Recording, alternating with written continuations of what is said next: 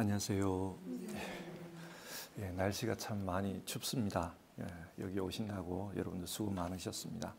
오늘도 하나님의 은혜 가운데 따뜻한 하루 되시기를 바랍니다. 우리 함께 신앙을 고백하겠습니다. 나는 전능하신 아버지 하나님, 천지의 창조주를 믿습니다. 나는 그의 유일하신 아들, 우리 주 예수 그리스도를 믿습니다. 그는 성령으로 잉태되어 동정녀 마리아에게서 나시고 본디오 빌라도에게 고난을 받아 십자가에 못 박혀 죽으시고 장사된 지 사흘 만에 죽은 자 가운데서 다시 살아나셨으며 하늘에 오르시어 전능하신 아버지 하나님 우편에 앉아 계시다가 거기로부터 살아있는 자와 죽은 자를 심판하러 오십니다. 나는 성령을 믿으며 거룩한 공교회와 성도의 교제와 죄를 용서받는 것과 몸의 부활과 영생을 믿습니다. 아멘. 찬송가 90장 1절과 2절 우리 부르고요. 같이 기도하겠습니다. 옛날 찬송가는 98장입니다. 주 예수 내가 알기 전.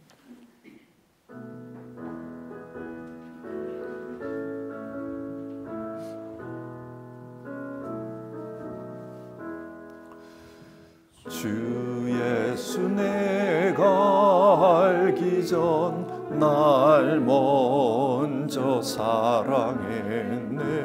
그 크신 사랑 나타나 내 영혼 거듭났네. 주 내 맘에 늘 계시고 나 주의 안에 있어 저 포도 비유 같으니 참 좋은 나의 친구. 내 친구 되신 예수님 날 구원하시려고 그 귀한 몸을 버리사 내 죄를 대속했네. 나 주님을 늘 믿으며 그 손을 의지하고 내 몸과 마음을 바쳐서 끝까지 충성하리. 같이 기도하겠습니다.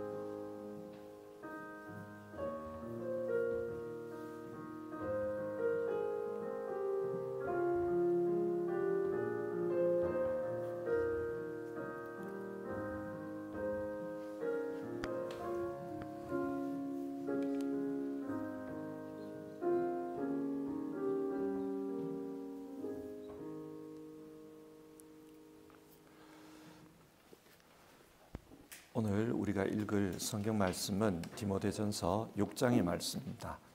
디모데전서 6장 11절부터 16절까지 말씀을 한 절씩 교독해서 읽겠습니다. 디모데전서 6장 11절부터 16절입니다. 하나님의 사람이여 그대는 이 악한 것들을 피하십시오. 의와 경건과 믿음과 사랑과 인내와 온유를 쫓으십시오. 선한 싸움을 싸우십시오. 영생을 얻으십시오. 하나님께서는 영생을 얻게 하시려고 그대를 부르셨고 또 그대는 많은 증인들 앞에서 훌륭하게 신앙을 고백하였습니다. 나는 만물에게 생명을 주시는 하나님 앞과 본디오 빌라도에게 훌륭하게 증언하신 예수 그리스도 앞에서 그대에게 명령합니다. 그대는 우리 주 예수 그리스도께서 나타나실 때까지 그 계명을 지켜서 흠도 없고 책망받을 것도 없는 사람이 되십시오. 정한 때가 되면 하나님께서 주님의 나타내심을 보여주실 것입니다. 하나님은 찬양받으실 분이시요 오직 한 분이신 통치자이시요 만왕의 왕이시요 만주의 주이십니다.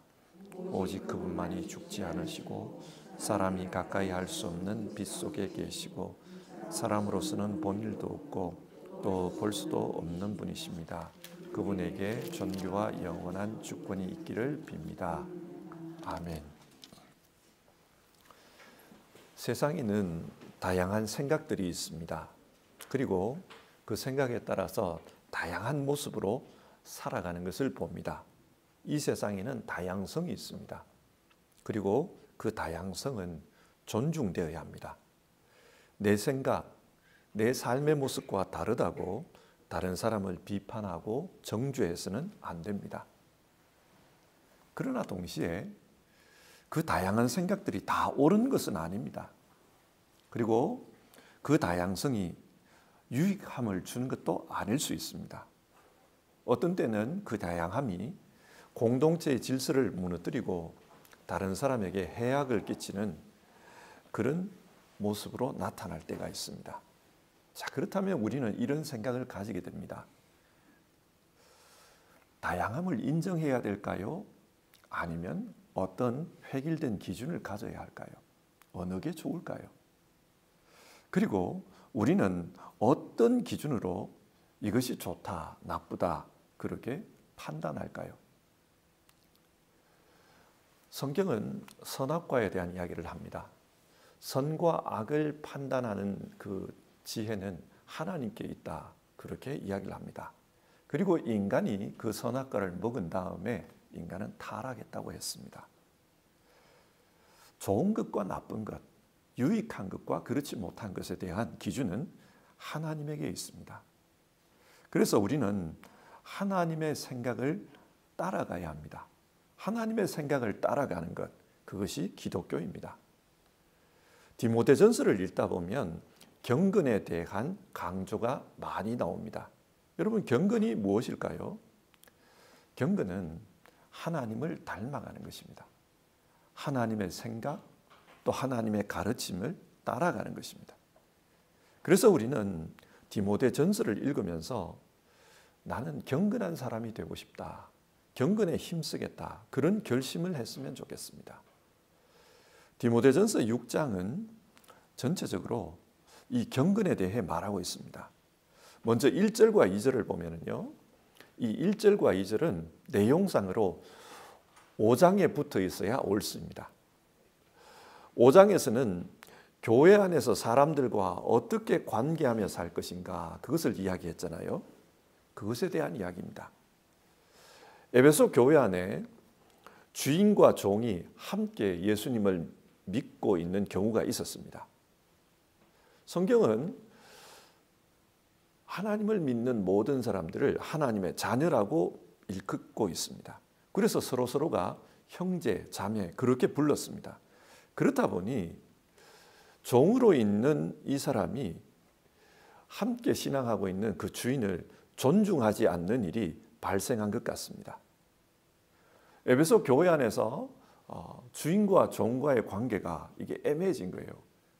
교회 안에서는 형제라 그러고 일터에 가면은 막 먹으려 그러고 뭐 이렇게 돼버린 거예요. 그러다 보니까 이게 좀 문제가 됐던 것 같아요. 그래서 이 일에 대해 바울은 주인을 존중하라. 안 믿는 종들보다 더 주인을 잘 섬겨라. 그렇게 권면하고 있습니다. 그래야 바깥 사람으로부터 비방을 받지 않을 것이라는 겁니다. 무슨 말입니까? 기독교는 현 질서를 붕괴시키는 종교다. 그런 소리를 안 듣기 위해서는 이 질서를 인정을 하고 더 주인들을 잘 섬겨라. 그 이야기를 하는 겁니다. 그래야 복음 전도의 걸림돌이 되지 않을 것이라는 말입니다. 그리고 주인을 잘 섬기는 것이 진정한 이웃사랑이다. 그렇게도 말합니다. 왜냐하면 종이 열심히 주인을 섬겨서 이익을 얻으면 그 이익은 동료 신도인 주인에게로 돌아간다는 겁니다. 그래서 이게 진짜 이웃사랑일 수 있다, 그런 말을 합니다. 이 말씀만 읽다 보면 바울은 노예제도를 인정하는 사람처럼 여겨집니다. 그런데 다른 곳을 보면 물론 다른 이야기도 해요. 주인들에게 종들을 사랑으로 대하라. 당신들도 하늘에 있는 주인이 있다는 것을 알고 있지 않느냐. 그러니까 종들을 잘 대해주라, 그런 말을 합니다. 그리고 빌레몬서 같은 경우에는 종인 오네시모를 이제 더 이상 종으로 여기지 말고 믿음 안에서 형제로 대해주라, 그렇게 권면하는 내용도 나옵니다. 바울은 절대로 노예제도를 찬성하는 사람이 아닙니다. 바울이 오늘 본문에서 말하고자 하는 것은 현재의 질서를 인정하고 그 질서 안에서 믿음을 실천하라는 것입니다. 5장에서 교회 안에 사람들과의 관계에서 두 가지가 중요하다 그랬잖아요. 하나는 사랑이고 하나는 질서, 예의다, 그런 말을 했잖아요. 그러니까 이 두 가지를 주인과 종 관계도 적용하라는 겁니다. 그래서 주인을 사랑하라.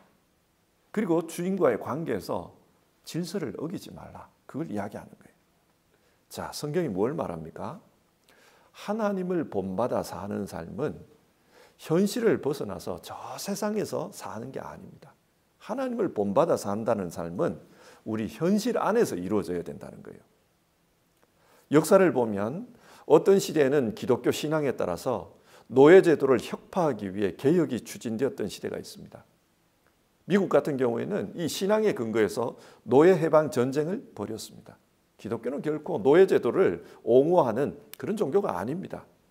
그런데 지금 바울이 말하는 것은 노예제도를 반대하는 태도라기보다는 현상을 인정하라, 그렇게 말하는 것처럼 들립니다. 왜 이렇게 말하는가? 바울은 지금 제도의 개혁을 목표로 두고 있지 않습니다. 현실 속에서 어떻게 하나님의 사람으로 살 것인가, 그게 중요하다는 겁니다. 그런 관점에서 사랑과 질서, 이 두 가지의 가치를 지키며 살아라, 그렇게 말하고 있습니다. 이 말씀은 오늘 우리 현실에 적용해 볼 수 있습니다. 사회생활을 하면서 적용해 볼 수 있습니다. 다른 사람과 어떻게 관계하며 살아야 할까? 하나님은 우리가 다른 사람을 유익하게 하는 삶을 살기를 원하십니다. 하나님께서 우리의 유익을 위해서 자기 독생자를 주셨잖아요. 그것처럼 우리도 내게 불편함이 있더라도 다른 사람을 유익하게 하기 위해서 살아라. 그게 은혜를 끼치는 삶이다. 우리에게 그것을 말합니다. 경건하게 산다는 것은 하나님을 본받는 것입니다. 하나님께서 우리를 유익하게 한 것처럼 우리도 세상 속에서 누군가를 유익하게 하기 위해서 살아라. 그것이 하나님을 닮아가는 것이다. 그렇게 말합니다.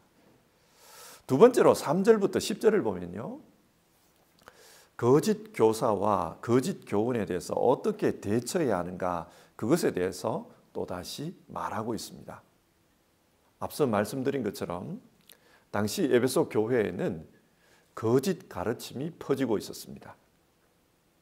그 거짓 가르침은 한편으로는 헬라 철학과 비슷한 금욕주의를 강조했고, 다른 한편으로는 유대교와 비슷한 그런 종교적 계율을 강조하고 있었습니다. 이런 거짓 가르침이 퍼지고 있었어요. 그런데 사람들이 보기에 이런 거짓 가르침이 굉장히 경건한 것처럼 보였습니다. 이 가르침이 유대교처럼 계율을 강조한다고 그랬지 않습니까? 여러분 생각해 보십시오. 하루에 3번씩 기도하십시오. 일주일에 2번씩 금식하십시오. 이렇게 하면은 금식하고 정기적으로 기도하는 이런 모습을 보면 경건해 보여요. 또 그리스 철학의 그 금욕주의를 강조합니다. 욕망을 억제하라고 합니다. 그리고 욕망 억제를 통해서 초월적인 가치에 도달하라, 그렇게 말하고 있습니다. 그러니까 욕망을 억제하고 뭔가 초월적인 걸 추구하니까 옆에서 볼 때는 이게 경건하게 보이는 거예요. 그래서 사람들이 와, 경건한 가르침이다. 그래서 미혹이 된 겁니다. 그런데 이런 가르침을 잘 보라는 거예요. 잘 보면 어떤 현상이 나타나는가? 4절을 보면요, 그는 이미 교만해져서, 그 말이 나옵니다. 이런 가르침을 따르는 사람들은 교만하다는 거예요. 어떤 면에서 그렇습니까? 바리새인을 한번 생각해 보십시오. 그들은 종교적으로 살기 위해서, 종교적으로 열심히 살기 위해서 금식을 합니다. 금욕도 합니다. 그리고 613개나 되는 그 계율들을 어김없이 지켰습니다. 굉장히 신앙적으로 열심인 것처럼 보입니다. 자, 자신이 그렇게 살아요. 그런데 금식도 안 하고 이 기도도 안 하는 사람을 보면 어떤 생각이 들겠습니까? 그 예수님의 제자들에게 왜 당신 제자들은 금식 안 합니까? 뭐 이런 이야기를 하잖아요. 다른 사람에 대해서 너희들은 왜 그럼 그 모양으로 사느냐, 이런 마음을 가지게 되는 거예요. 그게 교만입니다. 내 기준으로 다른 사람을 업수히 여기는, 그게 교만이지 않습니까? 그리고 지금 바울은 그 이야기하는 거예요.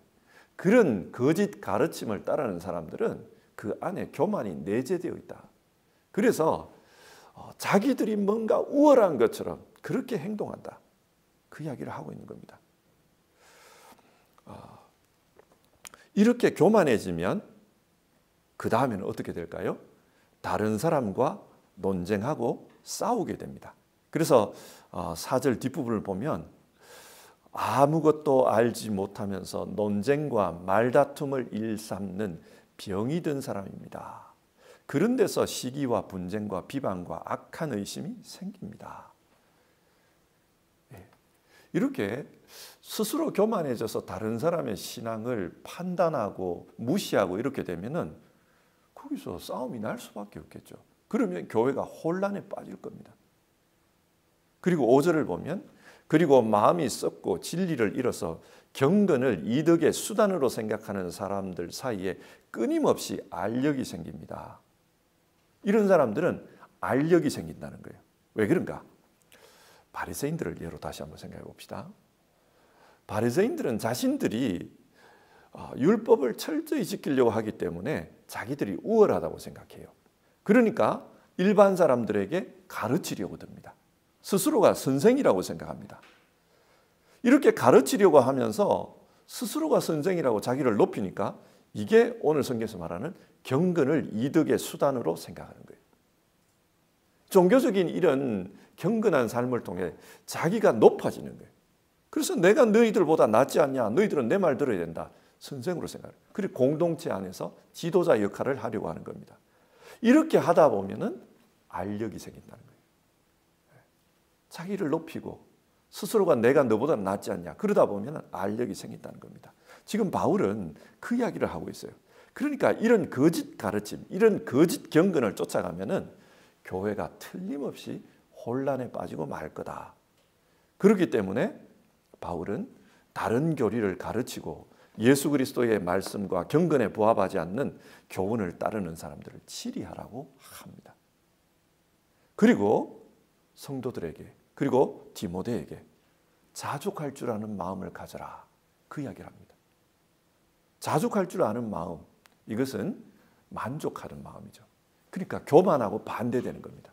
스스로를 높이려고 하지 말고 지금 현재에 주어진 상황, 그것에 자족해라. 이렇게 해야 큰 이득이 있다, 그 이야기를 해요. 바른 경건은 공동체를 유익하게 합니다.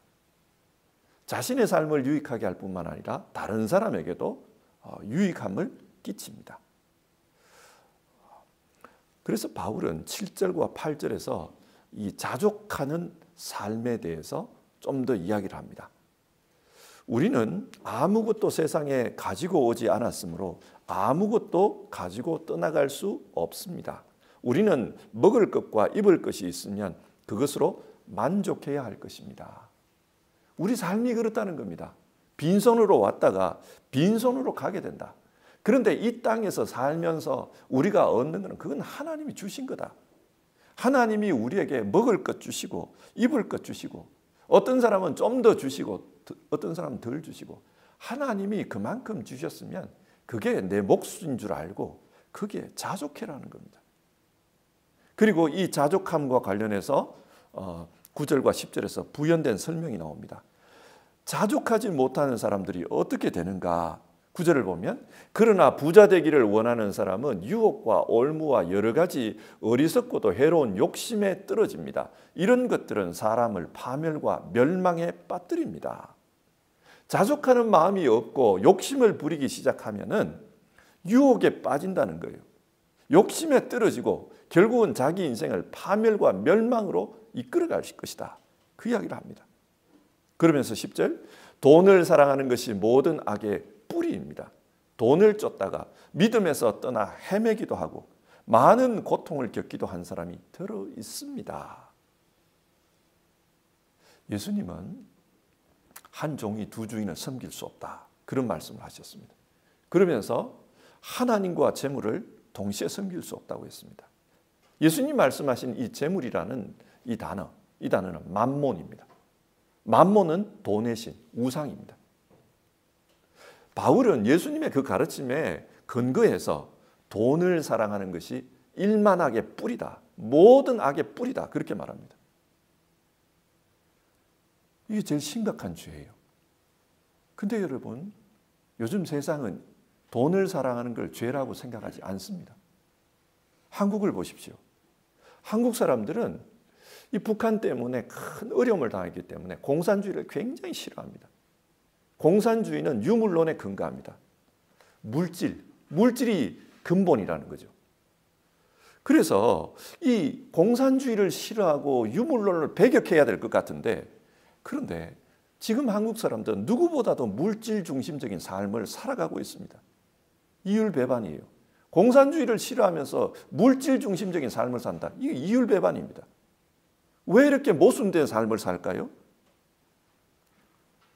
이 맘몬이 우상이라는 걸 모르는 거예요. 돈이 우상이라는 걸 모릅니다. 맘몬은 우상이기 때문에 사람을 유혹하고 사람을 넘어뜨리기도 합니다. 돈은 그냥 돈이 아니에요.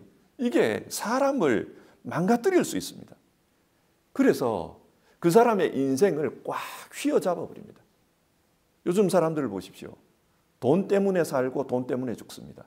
인생의 최고 가치가 돈입니다. 돈의 노예가 되게 만들어버린 겁니다. 자기도 모르게 인생을 그렇게 만들어버린 거예요. 이게 우상인 겁니다. 그런데 참 실망스러운 게 뭐냐면은 현대 교회가 부자되라는 걸 부추기고 있다는 사실이에요. 저는 동성애를 반대합니다. 그런데 얼마 전에 한국에서 그 동성애 반대한다고 100만 집회를 했어요. 그것 자체를 반대하는 게 아닙니다. 그런데 그렇게 그런 죄를 혐오한다면 일만하게 뿌리가 되는 이런 죄는 왜 혐오하지 않느냐라는 거예요. 물질 숭배에 대해서 아무 말을 안 합니다. 왜 탐욕을 부리느냐, 이것 가지고 함께 모여서 기도하는 모습을 못 봤습니다. 개교회에서도 이것 가지고는 기도 안 해요. 그리고 사람들이 물질에 탐욕을 부려가지고 부동산 투기를 합니다. 제일 쉽게 돈 버는 거잖아요. 그리고 그 부동산 누가 제일 많이 가지고 있습니까? 한국의 부자 동네라는 강남 아닙니까? 그리고 그 강남은 어느 종교가 제일 많습니까? 기독교인들이 제일 많아요. 그 문제에 대해서는 침묵해버립니다. 사람들이 전세 난리가 나고 어려움을 겪어도 여기에 대해서는 회개하자. 그리고 이 문제를 고치자. 기도하자는 사람이 아무도 없어요. 정말 교회가 실망스러워요. 왜 이럴까요? 이 돈이라는 이 물질에 얽매여 있는 겁니다. 교회도 물질의 종이 되어버린 거예요. 여러분, 우리는 바른 물질관을 가져야 됩니다. 물질은 하나님께서 우리가 이 땅에서 살도록 하기 위해서 주신 선물입니다.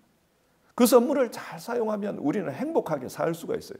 그런데 그 물질을 인생의 주인으로 삼고 그 물질을 섬기는 것이 인생의 목표가 되어버리면 그때부터는 일그러진 인생이 되고 맙니다.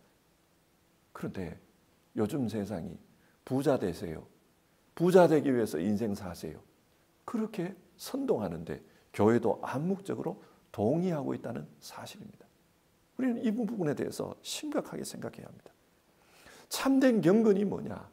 참된 경건은 자족할 줄 아는 마음, 하나님이 주신 것에 대해서 자족할 줄 아는 마음, 거기에 있다. 성경은 그걸 말합니다. 오늘 본문의 세 번째 부분은 11절부터 19절까지의 내용인데요. 여기에 보면은 바울이 마지막으로 디모데와 에베소 교회 성도들에게 전하는 교훈을 적고 있습니다. 마지막 그 부탁이에요. 11절을 보면 하나님의 사람이여 그대는 이 악한 것들을 피하십시오. 의와 경건과 믿음과 사랑과 인내와 온유를 쫓으십시오. 믿음의 선한 싸움을 싸우십시오. 영생을 얻으십시오. 바울은 거짓 경건, 거짓 가르침, 교회 안에 감기처럼 퍼져 들어오는 그런 세속주의, 그것에 대해서 그것을 피하라. 그것과 싸우라. 영생을 위해서 싸우라. 그렇게 말하고 있습니다. 여러분, 믿음으로 싸운다는 것이 어떤 것입니까? 12절 끝부분을 보면 그대는 많은 증인들 앞에서 훌륭하게 신앙을 고백했습니다. 그 이야기가 나와요. 믿음으로 싸운다는 것은 우리의 신앙대로 사는 것입니다. 우리가 믿는 대로 그렇게 살아가는 거예요. 경건한 삶이란 우리의 신앙 고백을 지키면서 살아가는 겁니다. 그래서 주께서 오실 때에 그때 흠없는 자로서 책망받을 것이 없는 자로서 나타나는 것, 그것을 소망하면서 사는 것입니다. 이 이야기를 한 다음에 바울은 17절에서 다시 한번 세상의 부자들에게 이렇게 가르치라 그 이야기를 합니다. 17절에 19절인데요. 그대는 이 세상의 부자들에게 명령하여 교만해지지도 말고 덧없는 재물에 소망을 두지도 말고 오직 우리에게 모든 것을 풍성히 주셔서 즐기게 하시는 하나님께 소망을 두라고 하십시오. 또 선을 행하고 좋은 일을 많이 하고 아낌없이 베풀고 즐겨 나누어 주라고 하십시오. 그렇게 하면 앞날을 위하여 든든한 기초를 스스로 쌓아서 참된 생명을 얻으라고 하십시오. 바울은 부자들에게 소망을 재물에 두지 말라. 하나님께 소망을 두라. 그렇게 가르치라고 합니다. 돈으로 하나님이 기뻐하시는 그런 선한 일을 힘쓰라. 그것을 말합니다. 여러분, 참된 경건이 뭐냐? 참된 경건은 하나님께 소망을 두고 사는 겁니다. 이 세상에 좋은 것, 이 세상에 힘이 센 것, 거기에 목표를 두는 게 아니라 하나님께 소망을 두고 사는 것입니다. 앞에서 경건이 하나님을 닮아가는 것이라고 했는데 하나님께 소망을 두고 살아갈 때 그때 하나님을 닮아갈 수가 있습니다. 그래서 하나님께 소망을 두고 살아라. 그것을 이야기하고 있습니다. 자, 오늘 이 내용을 정리하겠습니다. 바울은 참된 경건에 대해서 이야기하고 있어요. 경건한 삶을 살라는 겁니다. 경건하게 산다는 게 어떤 거냐? 현실의 삶 속에서 내게 주어진 삶을 신앙으로 사는 거다. 그 이야기를 해요. 그리고 하나님께서 내게 주신 삶, 그것을 겸허하게 받아들이고 자족하며 사는 거다. 그 이야기를 해요. 뿐만 아니라 경건하게 사는 것은 하나님께 소망을 두고 그렇게 사는 것이다. 이 이야기를 합니다. 지금 우리가 살고 있는 이 시대는 굉장히 세속화된 사회입니다. 세속화라는 것이 기준을 세상에 두는 거죠. 세상의 가르침, 세상의 생각에 두는 겁니다. 그래서 합리적이고 옳은 일이 없다 그렇게 말하면 안 돼요. 세속화에도 좋은 부분이 있습니다. 그런데 이 세속화가 기준을 사람, 이 세상에 두다 보니까 그러다 보니까 신앙과 충돌되는 일들이 참 많이 생겨납니다. 오늘 성경은 이런 세속화된 세상 속에서 경건하게 살라, 하나님을 본받는 삶을 살라 그렇게 말합니다. 우리가 살고 있는 이 독일 이 동북부 지역, 여기가 경건주의의 본산이잖아요. 할례 경건주의, 드레스덴 경건주의의 본산입니다. 이 경건주의자들이 산 삶을 우리가 좀 참고할 필요가 있어요. 이 할레에 가면 프랑케 슈티프퉁이 있습니다. 이 프랑케는 독일 할레 경건주의의 대표 주자죠. 이분은 그 할레 지역의 목사로서 부임을 받았을 때 거기에 아이들이 내팽개쳐진 걸 본 거예요. 그 독일에 30년 전쟁이 있었잖아요. 1600년대에. 그 30년 전쟁 이후에 독일 인구의 절반 가까이가 죽습니다. 피폐해졌어요. 그래서 그 1600년대 말경에 이 프랑케가 할레 지역에 갔을 때 사람들이 희망이 없는 거예요. 어른들은 술에 찌들어 있고 늘 싸우고 애들을 돌보지 않고 애들은 그러니까 내팽개쳐가지고 불황화가 되고 이거 악순환이 일어난 걸 본 거예요. 그래서 이분이 뭘 해야 될까 그걸 생각하다가 그 아이들을 가르치기 시작합니다. 아이들에게 글자를 가르치고 또 성경을 가르치고 그러면서 아이들을 훈육하기 시작해요. 그리고 그 모임이 점점 발달을 해서 그 학교가 됩니다. 학교가 되는데 직업학교가 되고 또 직업학교뿐만 아니라 또 조금 엘리트를 기르는. 그래서 지금 독일의 그 레알슐레, 하uptschule, 김나지움 이렇게 나누어지잖아요. 그 모태가 되는 게 그 프랑케에게서 출발이 됩니다. 그런 교육 사업을 해요. 뿐만 아니라 이 사람이 여러 가지 사업들을 벌입니다. 함께 공동체 안에서 사역들을 하면서 수익을 내고 사람들을 돕고 그런 일을 합니다. 믿음으로 살면서 현실에 충실한 거예요. 신앙은 현실을 벗어난 게 아닙니다. 현실에 충실한 거예요. 우리 안에 있는 문제를 어떻게 해결할까? 그게 충실한 거예요. 또 경건주의자 진젠도르프라는 사람은 드레스덴 근교에 있었죠. 헤른후트를 만들었습니다. 이 사람은 그 모라비아 지역에서 넘어온 종교 난민이죠. 그 난민들을 돌보는 일을 합니다. 그래서 그 난민들이 오갈 데 없는 그 난민들이 이 진젠도르프 백작이 그 다스리고 있는 그 지역에서 거처를 잡고 그들이 삶을 살아가게 됩니다. 그러면서 열심히 신앙했어요. 그리고 그 사람들에게서 유럽 선교가 일어나요. 또 아시아 선교가 일어나요. 그리고 아프리카 선교가 일어나고 인도 선교가 일어납니다. 심지어는 그린란드까지 가요. 이 사람들에 의해서 세상이 바뀌어졌습니다.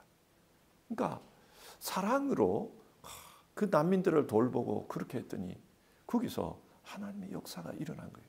이 경건주의자의 특징은 말씀을 중심으로 하는 겁니다. 오늘 우리가 경건한 삶을 살자.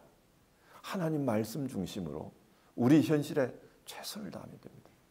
그리고 하나님 말씀 중심으로 우리가 할 수 있는 일을 하면 역사는 하나님이 일으키는 겁니다. 그래서 경건한 삶을 산다는 것은 오늘부터 내가 말을 조심하겠다. 오늘부터 내가 이런 행실을 하겠다. 그것도 있지만은 정말 하나님 말씀 붙들고 하나님 기뻐하시는 삶을 생각하면서 살아가면 역사는 하나님이 일으킵니다. 이런 경건한 삶을 사는 것, 그것을 우리가 꿈꾸었으면 좋겠어요. 세속화된 이 세상 속에서 우리가 경건하게 살고 그 경건의 역사가 하나님을 통해 나타나기를 우리가 그렇게 기대하면서 오늘 기도했으면 좋겠습니다.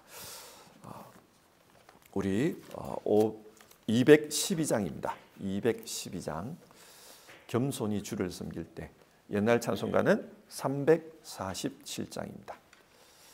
212장 혹은 347장 우리 1절 2절 부르고요. 같이 기도하겠습니다.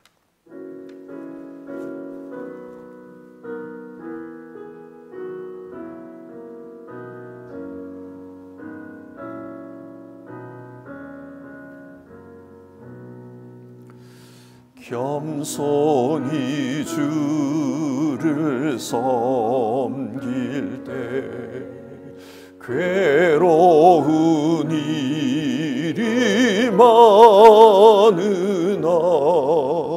구주여 내게 힘 주사 잘 감당하게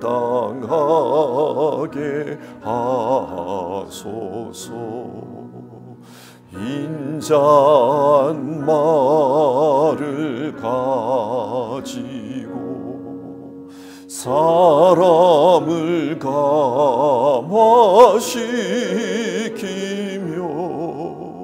갈 길을 잃은 무리를 잘 인도하게 하소서. 자, 우리 같이 기도해 봅시다. 오늘 우리가 살펴본 성경 내용은 경건하게 살라는 내용입니다. 경건하게 산다는 게 어떤 것인가? 삶의 현실 속에서 믿음으로 살라는 겁니다. 하나님을 믿는 믿음을 잘 드러내라, 그 이야기를 하고 있고요. 또 경건하게 산다는 게 어떤 거냐? 성경 말씀 붙들고 자족하는 삶을 살아라. 하나님 앞에 감사하면서 욕심 없이 살아라. 세상적인 것에 소망 두지 말고 정말 하나님께 소망을 두고 살아라. 우리에게 그 이야기를 합니다. 좀 추상적일 수 있는데 구체적으로 독일 경건주의자들을 생각해 보면 경건하게 산다는 게 어떤 건지 좀 더 우리가 알기가 쉽습니다. 정말 우리 현실에서 믿음으로 살고 말씀 붙들고 내게 주어진 삶, 하나님께 소망을 두는 우리 그런 삶을 살았으면 좋겠습니다. 세속화된 이 시대에 하나님 경건하게 사는 사람들을 통해 하나님의 역사가 나타나게 하옵소서. 우리 그렇게 같이 기도해 봅시다.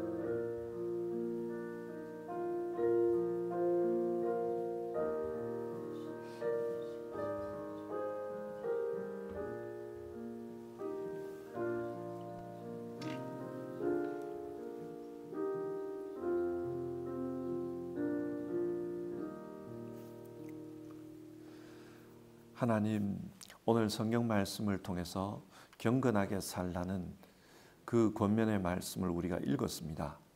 하나님, 거짓 가르침이 많고 세속화된 세상, 그 속에서 하나님의 사람으로서 하나님을 본받는 삶을 사는 우리 모두 되기를 원합니다. 그래서 하나님의 역사가 정말 하나님을 본받아 사는 사람들을 통해서 삶의 곳곳에서 나타날 수 있게 도와주시옵소서.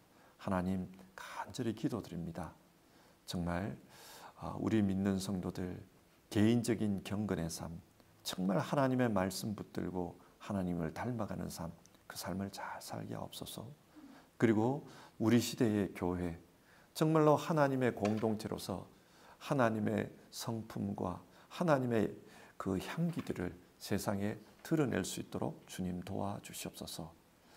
참 독일의 역사에서 어려운 시절에 경건주의자들이 나타나서 독일의 역사를 바꾸고 또 교회를 새롭게 세웠던 것을 우리는 잘 알고 있습니다.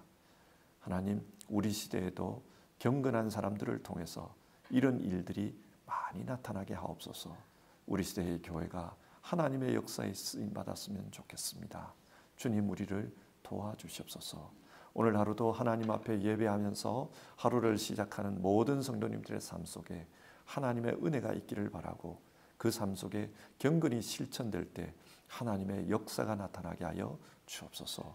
예수님의 이름으로 기도드립니다. 아멘. 주기도문 하겠습니다. 하늘에 계신 우리 아버지, 아버지의 이름을 거룩하게 하시며 아버지의 나라가 오게 하시며 아버지의 뜻이 하늘에서와 같이 땅에서도 이루어지게 하소서. 오늘 우리에게 일용할 양식을 주시고 우리가 우리에게 잘못한 사람을 용서하여 준 것 같이 우리 죄를 용서하여 주시고 우리를 시험에 빠지지 않게 하시고 악에서 구하소서.